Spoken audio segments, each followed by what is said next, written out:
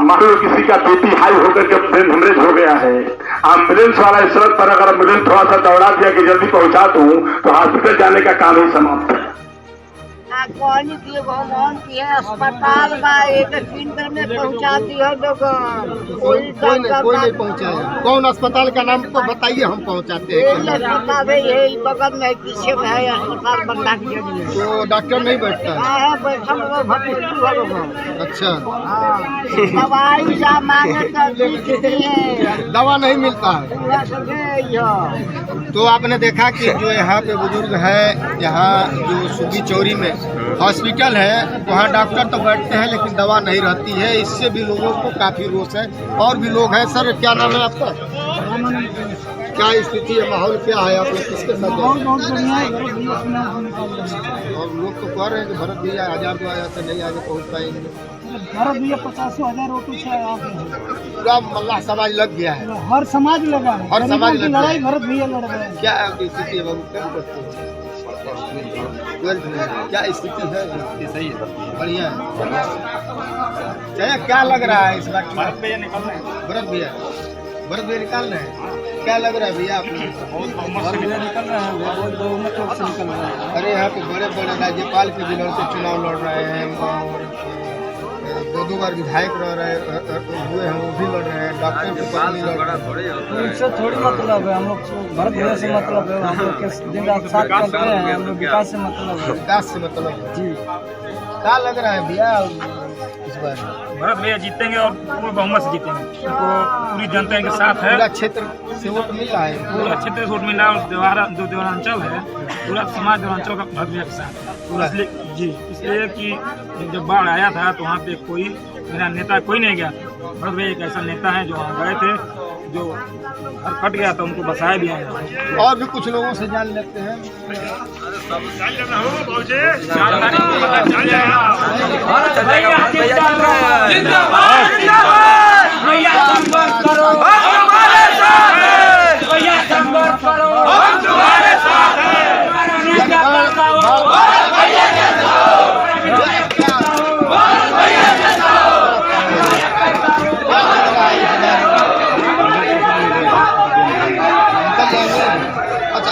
बड़े बड़े उम्मीदवार हैं और लोग कहते हैं कि इनके पास देसी सोच नहीं है, तो इसको क्या आप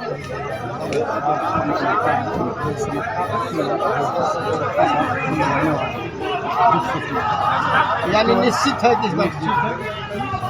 तो आपने देखा कि यहाँ के लोगों से हमने ओपिनियन भी लिया। ये ग्राम सभा है सुगी चौरी का, लेकिन यहाँ पे जरूरी नहीं है कि कोई एक दल दिखाइए। और आपके ऊपर इन लोगों ने क्या टैग लगाया है, आपके ऊपर क्या ये बोल रहे हैं कि ये समाज तो बिकाऊ है। आप दिखाइए कि आप बिकाऊ नहीं टिकाऊ हैं। अगर आप ये दिखाने में कामयाब हो जाएंगे तो आपकी पहचान होगी, आपकी गिनती होगी।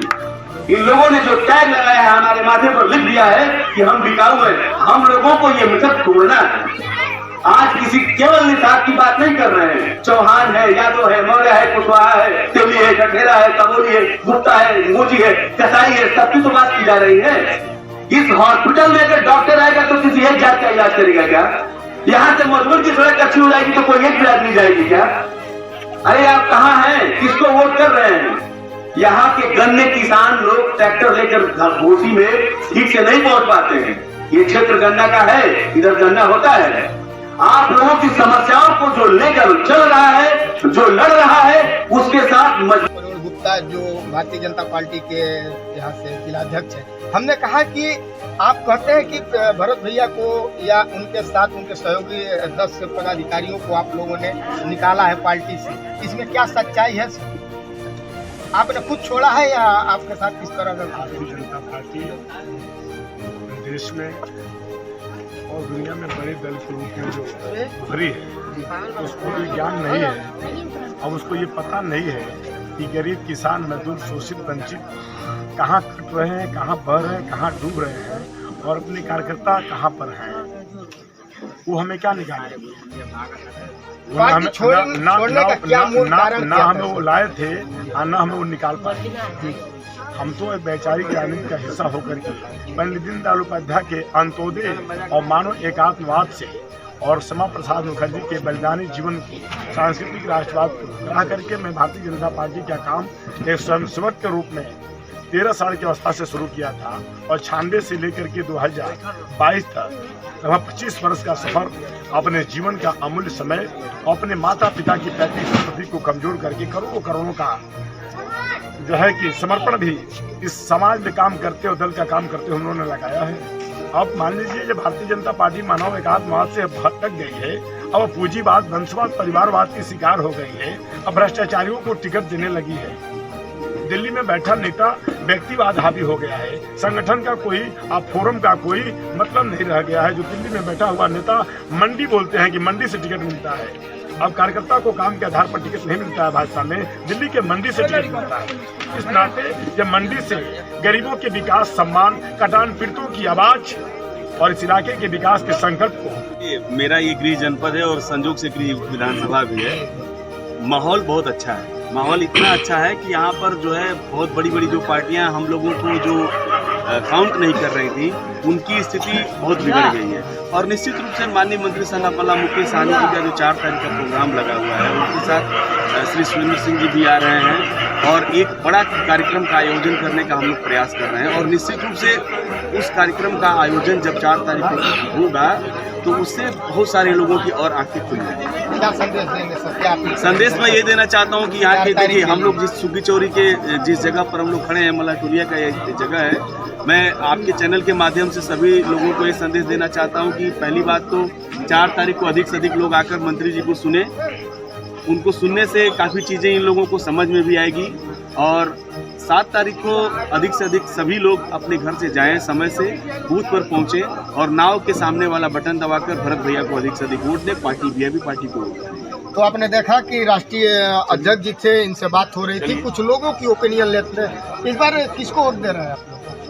भरत भैया कहाँ भरत भैया भैया ये तो आफत विपत में रहता, ये तो कटानी पर से आके बेचारा बसावता, उधर के दिया चोरवन के मन बना लिया है। अरे मन का देखिए, हम गाँव सभा का अध्यक्ष भी हैं, तो मेंबर भी हैं, हल्ला मचा दिए हैं हम लोग पूरे इधर। बम्पर जीता एकदम जीतेगा, भरत भैया जीतेगा। कौन जीत रहा है? किसको आप लोग सपोर्ट? भरत भाई कहाँ है? और लोग काम लायक नहीं है क्या? काम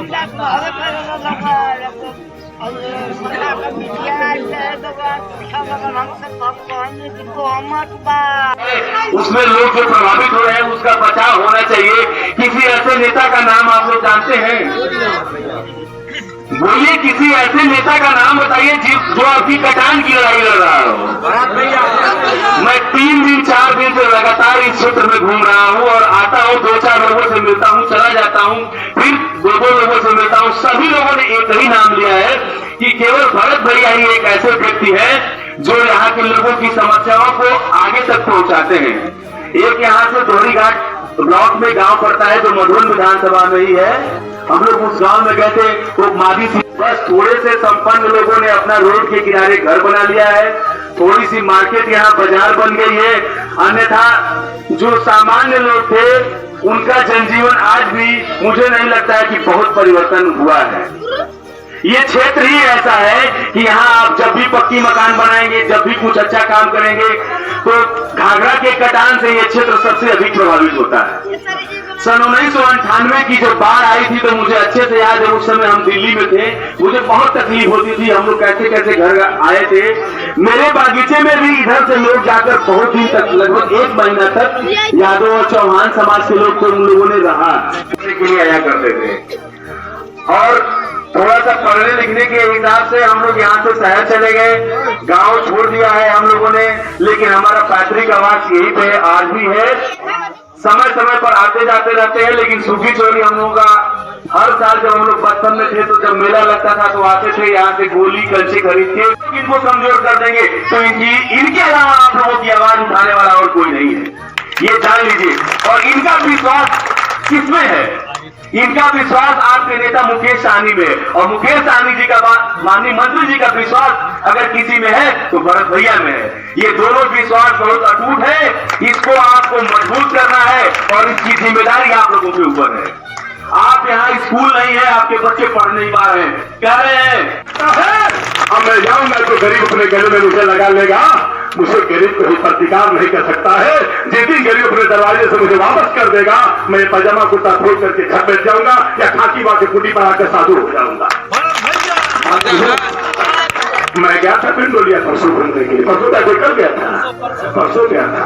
जब गांव में मैं घुसा तो घुसते ही लड़कों ने नारा लगाया हमारे साथ कि भरत भैया संघर्ष करो, हम तुम्हारे साथ हैं। घर की हमारी नई नवेली दुल्हने भी आकर के बाहर खड़ी हो गई, कहीं भैया आप ही को खोज रहे थे, आ गए तो हम लोग आप ही को खोज रहे थे।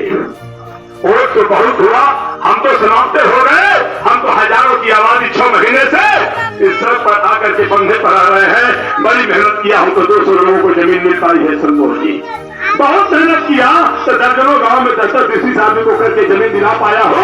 अभी तो सपा से कांग्रेस से साइकिल से हाथी से फोन ये करके जनप्रतिनिधियों ने अपना इमारत बनाया है। कहाँ पर? इस बार जो योगी जी का मंत्री था जिसको कह गए कि दगा दे गया, वो 200 लोगों का होटल गोवा में बना लिया। आज जिस निकम्मे को टिकट देकर के उन्होंने भेज दिया है तो वो बिना विधायक का ही 124 करोड़ के गमन का मुलजिम हो गया और उसके पिताजी भी 4 बादल बदल करके पूरे आजमगढ़ में माल, रेस्टोरेंट, होटल और आजमगढ़ के सबसे बड़े जमींदार हो गए हैं जमीन खरीद करके। यही बना है, आपका झोपड़ी नहीं बना है, यही बना है मऊ से, यानी इलाके के विकास भी आगू है। मोदी जी की कृपा से महामहिम बिहार बने हैं, अपनी योग्यता से नहीं बने हैं।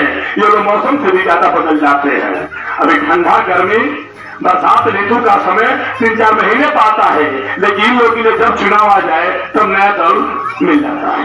संतोष जी, ये बदल जाते हैं लोग। आप बदल के करते क्या है? इलाके का न सड़क बनाएंगे, न हॉस्पिटल में डॉक्टर लाएंगे, न हॉस्पिटल में एक्सरे मशीन लाएंगे, न सिटी स्कैन मशीन। मऊ को देखने के लिए लोग गोरखपुर, आजमगढ़, गोरखपुर और दिल्ली से आते थे कि कल्पनाथ की मऊ को दिखाते हैं। कारखाना भी लगा दिया था, कल भी लगा दिया था, चीनी मिल भी लगा दिया था, एक जिले में 3 ब्रिज